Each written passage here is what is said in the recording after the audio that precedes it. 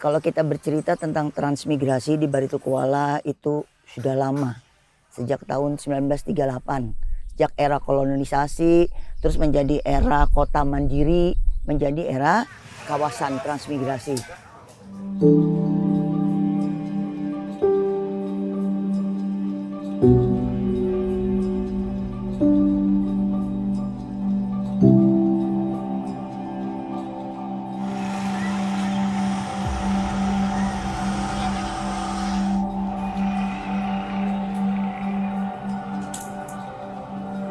Baritokuala ini multi etnis.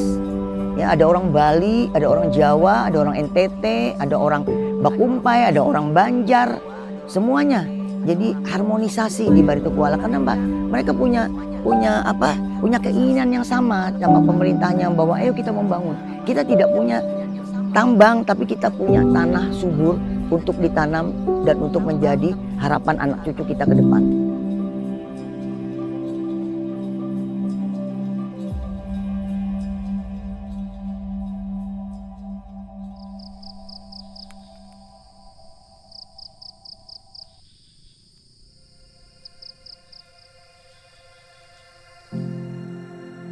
Kita tinggal di Kabupaten Baritokuala, Kecamatan Marabahan, di ex-UPT Marabahan SU1 yang sekarang menjadi desa Sidomakmur.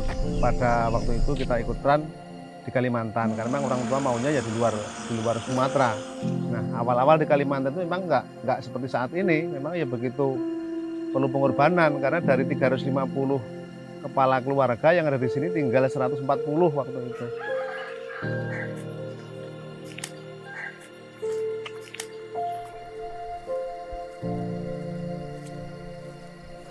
Mana? Ini Monore. Terima kasih lah. Kita selaku masyarakat petani, khususnya transmigrasi, pagi itu kita sudah harus beraktivitas di kebun, di ladang untuk mendapatkan hasil. Jadi kalau misalnya kita di kebun karet, cuaca bagus, ya kita noreh.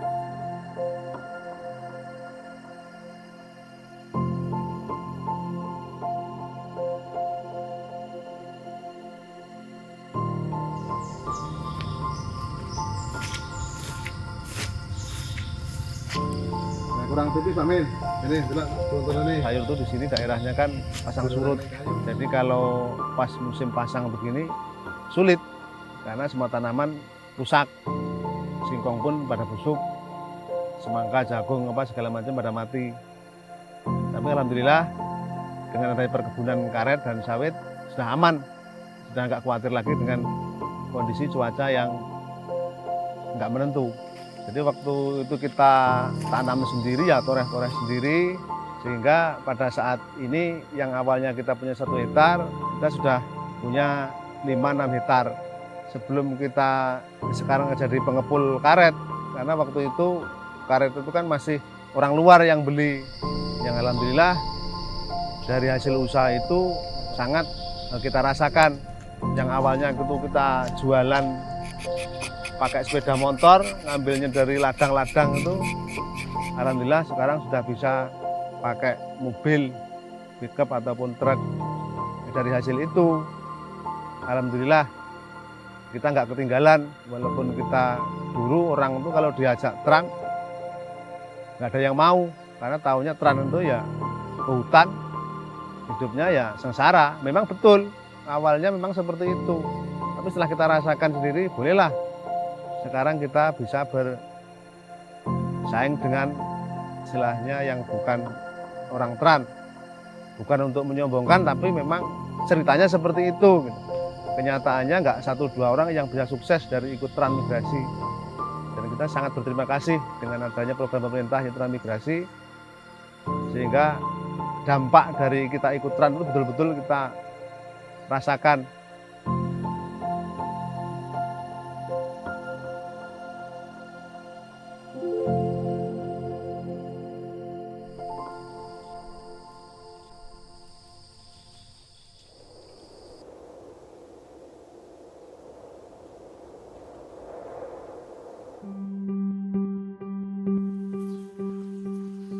kami warga Indonesia awal mula transmigrasi asal dari Sragen pada tahun 1982 bulan 3 tanggal 23. Berangkat dari Jawa, tujuan transmigrasi utamanya kepingin memiliki tanah yang luas. Jadi pada waktu itu kurang lebih tahun 86-87 kami berdagang itu arah ke Banjar atau membawa ternak ke Banjar itu dengan jalan kaki. Kurang lebih bisa memakan waktu 7-9 jam. Lalu untuk berkembangnya itu kami sambil berdagang, sambil berternak sendiri. Ini sistem pemasarannya. Jadi sapi ini datang diistirahatkan 1 hari 2 hari, lalu ditimbang.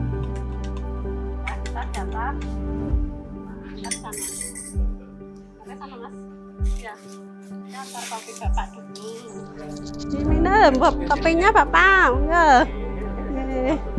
Nggih. Monggo Bapak, monggo diminum silahkan.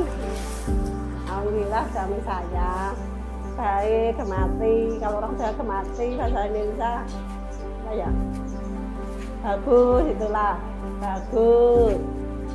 Sama anak-anak ya bagus, sama orang tua ya bagus gitu.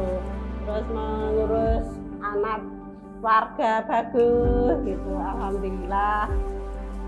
Jadi biasanya itu kalau pas musim rame itu hari-hari begini banyak orang, tiap hari itu ada 1-2 pembeli di kandang kita. Alhamdulillah berkat bimbingan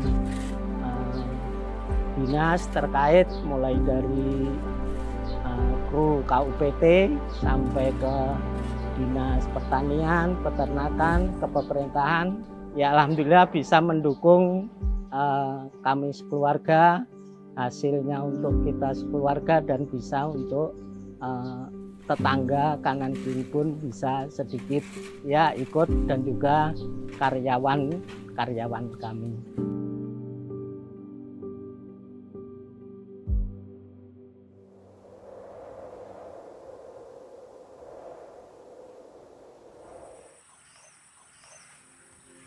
Kedatangan transmigran yang pertama itu dari Blitar dan Jember pada tanggal 22 bulan 2 83. Setelah itu trip kedua kedatangan rombongan Pak Marino dari Ponorogo itu pada bulan Maret 83. Terus trip kedua dari Blitar dan Kediri, selanjutnya ada dari Bojonegoro dan Ngawi. Trip keempat ada Tuban, Madiun, dan NTB, ditambah dari Sragen Jawa Tengah 50 kepala keluarga.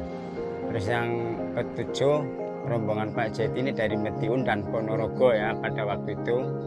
Terus yang terakhir pada bulan Agustus itu penempatan daerah setempat 80 keluarga. Jumlah seluruhnya kalau diterantang itu 800 kepala keluarga.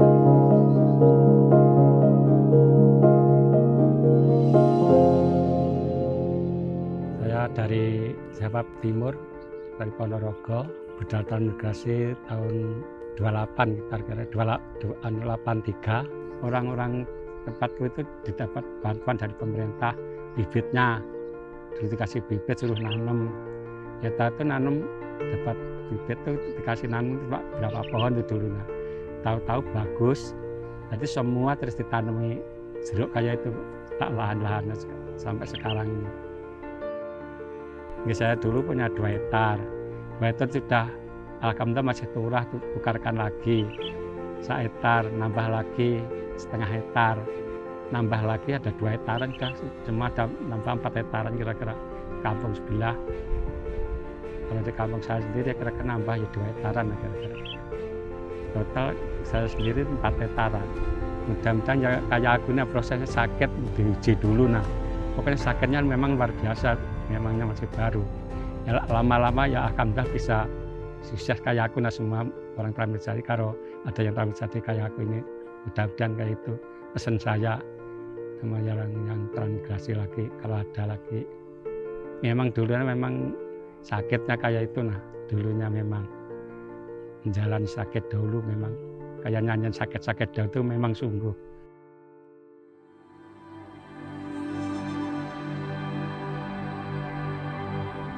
Jadi di daerah saya dulu waktu tahun 82 ya, 82 akhir itu ada pendaftaran transmigrasi yang di Kalimantan Selatan ya, termasuk di Baritokuala itu. Memang selama saya masuk di daerah transmigrasi sini ya seperti dikatakan Pak Marino, Pak Mul tadi memang sakit. Tapi dalam pemikiran saya gini Mas, ya kalau mau merdeka harus ada perjuangan. Nggak ada kisahnya tiba-tiba enak, nggak ada. Harus sakit dulu baru enak.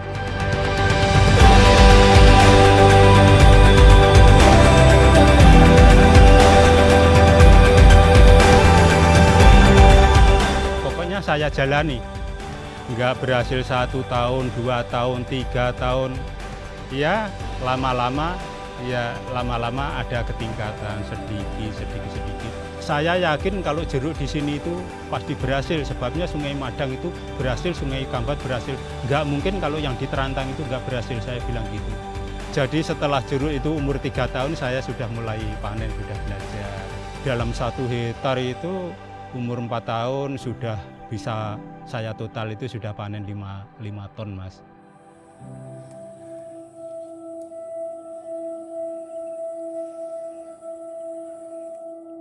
Panen pertama, kedua, ketiga itu saya sudah bisa nambah tanah.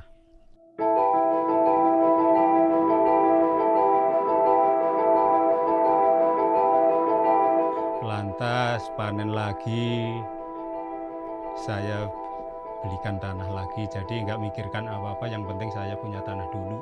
Jadi rumah ya biarpun rumah tran itu aja, yang penting ini saya pikirkan tanah. Yang umur 3 tahun sudah bisa panen 4 ton itu 2.000 kali 4.000 berapa? 8 juta aja. Tapi kalau tahun 2002 itu 8 juta itu kalau bagi saya nilainya sudah banyak Mas. Sebabnya saya nggak pernah itu memegang 8 juta itu.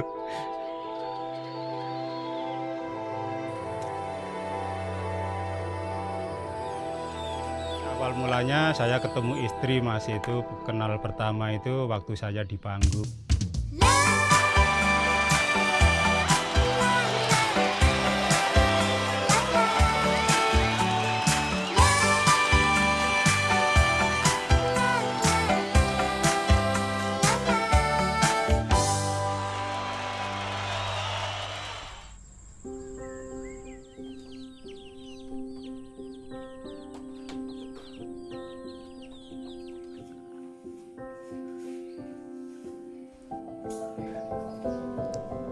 Ya sudah sore, mari ke kebun, kuncinya di ya.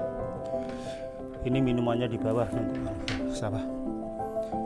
Ya. Ya jalan kaki bareng-bareng.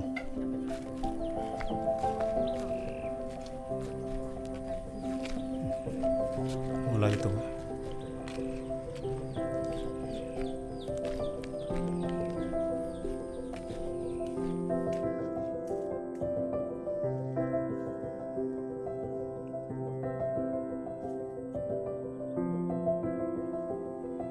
Zaman dulu kalau orang Tran tuh katanya kan dibuang. Kalau manggil saya itu kan Kit gitu. Ayo Kit, kita merantau. Merantau ke Kalimantan, anak dibawa umur 9 bulan. Pulang ke Jawa, ke Kalimantan lagi. Terus ke Surabaya sampai terkatung-katung Mas. 1 bulan itu di Surabaya katanya kapal nuburinya nanti malam jam sekian berangkat.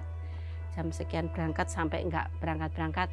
Punya cincin dijual untuk makan, punya anting dijual untuk makan, punya kalung dijual untuk makan sampai habis nggak punya apa-apa. Tinggal baju pun yang saya bisa jual, tak jual untuk belikan makan anak saya yang pertama. Tak jual untuk belikan makan. Bahkan ada orang yang mendekat membawa makanan, membawa jajan anak saya, kan namanya anak kecil ya Mas. Melihat itu maunya kan minta. Nasibnya orang nggak punya tuh seperti ini gitu loh. Jadi anak-anak itu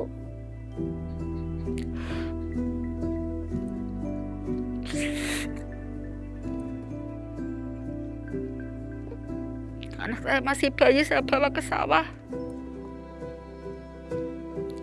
Sakitnya orang dulu kayak gini, kamu harus bisa nak, kamu harus bisa hidup. Walaupun mama sama bapak nggak punya apa-apa, saya harus bisa menghidupi anak saya. Ya alhamdulillah, tahun demi tahun bisa makan. Ada bantuan dari pemerintah nanam jeruk, ada proyek itu. Alhamdulillah sampai sekarang bisa seperti ini.